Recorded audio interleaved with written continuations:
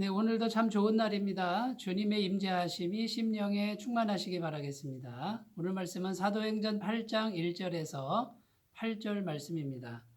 그날에 예루살렘에 있는 교회에 큰 박해가 있어 사도 외에는 다 유대와 사마리아 모든 땅으로 흩어지니라. 경건한 사람들이 스데반을 장사하고 위하여 크게 울더라. 사울이 교회를 잔멸할세 각 집에 들어가 남녀를 끌어다가 옥에 넘기니라. 그 흩어진 사람들이 두루 다니며 복음의 말씀을 전할세 빌립이 사마리아 성에 내려가 그리스도를 백성에게 전파하니 무리가 빌립의 말도 듣고 행하는 표적도 보고 한 마음으로 그가 하는 말을 따르더라. 많은 사람에게 붙었던 더러운 귀신들이 크게 소리를 지르며 나가고 또 많은 중풍병자와 못 걷는 사람이 나으니 그 성에 큰 기쁨이 있더라. 아멘. 네, 오늘 말씀은 스데반 집사가 순교한 이후에 교회에 대한 대대적인 핍박이 진행되는 것을 보여주고 있습니다. 오늘 말씀 1절에 보면 그날에 예루살렘에 있는 교회에 큰 박해가 있어 사도 외에는 다 유대와 사마리아와 모든 땅으로 흩어지니라. 이렇게 기록하고 있고요.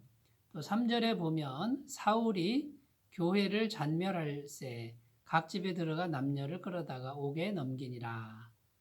그래서 이 교회에 대한 대대적인 핍박을 진행하는데 그 맨 앞에 앞장선 인물이 사울이라는 사람이 등장하고 있습니다. 이 사울은 나중에 바울이 되는 것이죠.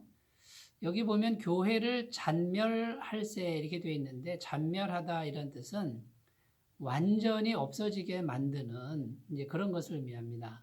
그러니까 얼마나 대대적으로 박해를 했는지 그리고 정말 철저하게 박해를 하는 그런 모습을 보여주고 있는데요. 그래서 할 수 없이 교회는 흩어지게 될 수밖에 없었다는 이제 그런 말씀입니다. 그래서 흩어지는데 자 그러면 우리가 이제 생각을 해봐야 됩니다. 이렇게 교회에 대한 핍박이 엄청나고 또 사람들이 막 흩어지고 있습니다. 그러면 교회의 위기가 아닙니까? 또 하나님께서는 살아계신데 왜 막아주지 않느냐? 이런 질문들이 생길 수 있습니다. 그런데 여기에 하나님의 놀라운 섭리가 담겨 있다라는 것입니다. 그래서 오늘 말씀 핍박을 통해서 교회가 이제 흩어지는 인간적인 눈으로 봤을 때는 엄청난 위기인데 이 위기가 사실은 위기가 아니라 하나님의 엄청난 그 섭리가 들어있고 하나님의 기쁘신 뜻이 들어있다는 것입니다. 그래서 그 영적 의미를 오늘 살펴보려고 합니다. 첫 번째는요. 세계 선교를 위한 성령님의 섭리라는 것입니다. 세계 선교를 위한 성령님의 섭리라는 것이죠. 사도행전은요, 모두 28장으로 구성되어 있습니다. 그 구조가 어떻게 되어 있냐면 1장부터 7장까지는 예루살렘과 유대 땅 그 지역을 전도하는 것이고요. 오늘 우리가 8장 이제 읽었는데 8장부터 12장까지는 사마리아 지역을 전도하는 내용입니다. 그러니까 예루살렘과 온 유대와 그다음에요. 이제 확장되는 거죠. 흩어지니까 사마리아까지 이제 사람들이 흩어져서 복음을 전하는 그런 내용이 12장까지 계속되고요. 그리고 13장부터 28장까지 마지막 장까지는 이방 땅과 또 땅끝까지 복음이 전파되는 그런 내용으로 구성되어 있습니다. 자, 이렇게 지금 사도행전이 계속 진행되면서 이렇게 점점 확장돼 가는데 이렇게 전개되는 이런 사도행전의 내용은 이미 사도행전 1장 8절에 이미 예언되어 있는 그런 내용입니다. 사도행전 1장 8절을 읽겠습니다. 오직 성령이 너희에게 임하시면 너희가 권능을 받고 예루살렘과 온 유대와 사마리아와 땅끝까지 이르러 내 증인이 되리라 하시니라. 자, 오직 성령이 임하시면 첫 번째는 예루살렘과 온 유대고요. 그 다음에 사마리아와 이렇게 되어 있습니다. 그리고 땅끝까지 이르러 내 증인이 되리라. 이렇게 지금 예언되어 있는데 사도행전 말씀은 이 말씀 그대로 진행되고 있는 것이죠. 자, 그런데 사람들이 유대 땅을 넘어가려고 하지 않습니다. 왜냐하면 사마리아 땅은 부정한 땅으로 여겼기 때문입니다. 이 사마리아 땅은 우상숭배, 쉽게 말하면 북이스라엘을 의미하는데 우상숭배를 극심하게 했고요. 그리고 외적의 침입을 받았을 때 그 외적들이 굉장히 많이 유린을 했습니다. 그러니까 외적들의 피가 섞인 것이죠.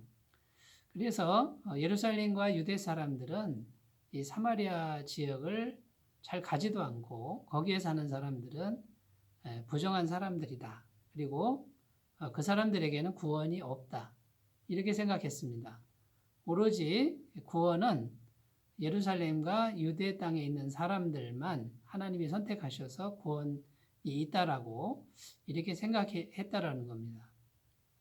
그래서 절대로 그 경계를 넘어서려고 하지 않는데 대단한 핍박이 일어난 거죠. 그 핍박이 일어나니까 사람들이 할 수 없이 경계를 넘어서 사마리아 지역까지 갔다라는 것입니다. 거기에 가서 복음을 전했다라는 것이고요. 그래서 하나님의 복음이 계속해서 땅끝까지 확장되어 가는 그런 역사, 또 그런 섭리라는 것을 오늘 성경은 말씀해 주고 있는 것입니다. 자, 오늘 말씀에 교회가 잔멸될 위험이라고 이렇게 표현되어 있지만은 성령님의 뜻은 교회 잔멸이 아니라 교회 확장이라고 이렇게 해석을 해야 맞는다는 것이죠. 자, 그러므로 우리는 확신해야 될 것이 있는데 어떤 것이냐면요. 교회에 정말 큰 위기가 이렇게 닥쳐올 때, 박해가 올 때 우리는 절대로 실망하거나 절망해서는 안 된다는 것입니다. 여기에 성령님의 깊으신 뜻이 담겨 있고 그 고난과 박해가 올지라도 순종하면서 최선을 다해 복음을 전하면 하나님의 뜻이 아름답게 이루어진다는 것을 꼭 믿으라는 것이죠. 자, 그러면 우리가 집중해야 될 일이 무엇입니까? 박해가 있든 위기가 있든 또한 고통이 있든 우리는 언제나 복음 전파 사역, 선교 사역, 영혼 구원 사역을 내가 있는 자리가 어떠하든지 겸손하게 순종하는 그런 모습이 필요할 것입니다. 자, 이렇게 우리가 이제 첫 번째 세계 선교를 향한 성령님의 섭리라는 것을 살펴보았고요. 자, 두 번째 오늘 말씀을 통해서 담겨 있는 영적 의미는 복음이 확장되면서 하나님의 표적도 확장되었다라는 것입니다. 오늘 말씀 5절에서부터 7절까지 말씀해 보면 빌립 집사가 복음을 전할 때 나타난 현상을 설명하고 있는데 하나님의 표적과 기적이 따라왔다고 합니다. 읽어보겠습니다. 빌립이 사마리아 성에 내려가 그리스도를 백성에게 전파하니 무리가 빌립의 말도 듣고 행하는 표적도 보고 한 마음으로 그가 하는 말을 따르더라. 많은 사람에게 붙었던 더러운 귀신들이 크게 소리 지르며 나가고 또 많은 중풍병자와 못 걷는 사람이 나으니 이렇게 증언하고 있습니다.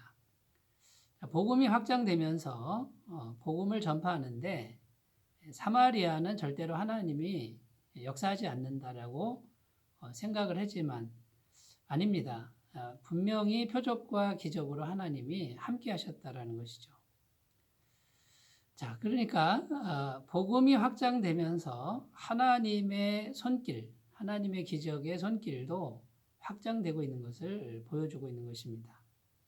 여러분, 그러므로 유대인들이 생각하듯이 자기들만 선택받은 구원자라고 하는 생각은 잘못된 것이고요.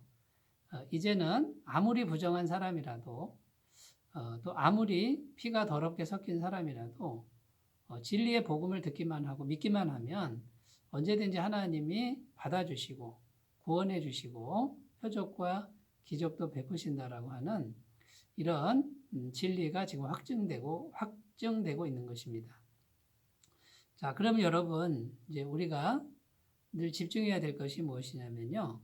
표적과 기적이 먼저가 아닙니다. 반드시 십자가에서 피 흘려 죽으셔서 완벽한 죄사함을 이루신 그 예수님이 3일 만에 부활하셔서 그를 믿는 사람 누구든지 부활과 영생을 주신다라고 하는 이 복음의 진리를 언제든지 우리는 붙들어야 되고요. 평상시에 우리의 삶이 이 복음을 붙들고 또 전파하는 일이 주된 삶이 되어야 될 줄로 믿습니다. 우리의 평상시 삶이 복음이 주인이 될 때 하나님께서는 영광 받으시고 또 복음을 통해서 엄청난 기적을 베풀어 주실 줄로 믿습니다. 자, 세 번째입니다. 세 번째, 복음이 확장되면서 큰 기쁨도 확장되었다라는 것입니다. 8절 말씀에 그 성에 큰 기쁨이 있었다. 이렇게 기록합니다. 여러분, 이 기쁨은 바깥에서 오는 기쁨이 아니죠. 내면에서부터 올라오는 진정한 기쁨이라는 것입니다. 사마리아 사람들은요, 참으로 슬프고 비참한 심령을 가진 사람들입니다.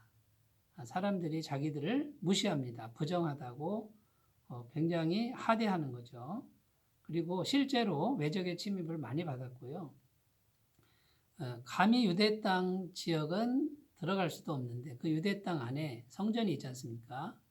그 성전을 멀리서 쳐다보기만 하지 감히 유대 땅으로 들어갈 수 없는 그런 안타까운 마음을 가진 사람들에게 속에서부터 올라오는 큰 기쁨이 있었다라는 것입니다. 자, 복음이 전파되고 복음을 믿으니 하나님의 표적과 기적이 나타나는 거예요. 하나님이 우리를 그냥 받아주셨다, 구원해 주셨다라고 하는 것이 얼마나 큰 기쁨이 되겠습니까? 저는 인생을 살면서 기도응답을 많이 받아왔습니다. 여러분, 기도응답을 받을 때 정말 기쁜 것이 뭐냐면 내가 원하는 게 얻어졌다 이거보다도요, 하나님이 내가 하는 기도를 들어주셨다라는 것이고요, 하나님이 그만큼 나를 받아주시고 나를 사랑하신다라고 하는 것이 얼마나 큰 기쁨이 되는지 모릅니다. 여러분, 누구든지 예수님을 진실되게 믿고 의지하고 기도하시기만 하시면 하나님의 손길은 우리에게 옵니다. 표적과 기적은 우리에게 옵니다. 그러면 내면에서부터 오는 기쁨이 충만할 줄로 믿습니다. 자, 이것을 믿으시고 먼저 피 묻은 복음을 믿고 예수님의 죄사함을 믿으시고 성령님께서 얼마든지 역사하시는 것을 믿고 담대하게 기도하셔서 하나님의 살아있는 손길을 경험하시는 복된 삶이 되시기를 바라겠습니다. 자, 복음이 확장되면 큰 기쁨도 확장됩니다. 여러분, 담대하게 복음을 전파하시는 귀한 삶이 되시기 바라겠습니다. 기도합니다. 하나님 아버지 감사합니다. 유대 땅을 넘어 사마리아까지 복음이 전파됩니다. 부정한 땅이라고 해도 복음은 이깁니다. 하나님의 은혜는 이깁니다. 하나님의 구원은 계속됩니다. 그 비참한 땅 사마리아에 큰 기쁨이 임했습니다. 오늘 우리들에게도 이런 은혜가 있을 줄로 믿사오니 허락하여 주옵소서. 예수님의 이름으로 기도드립니다. 아멘. 주님이 주시는 큰 기쁨이 있으시길 바라겠습니다. 감사합니다.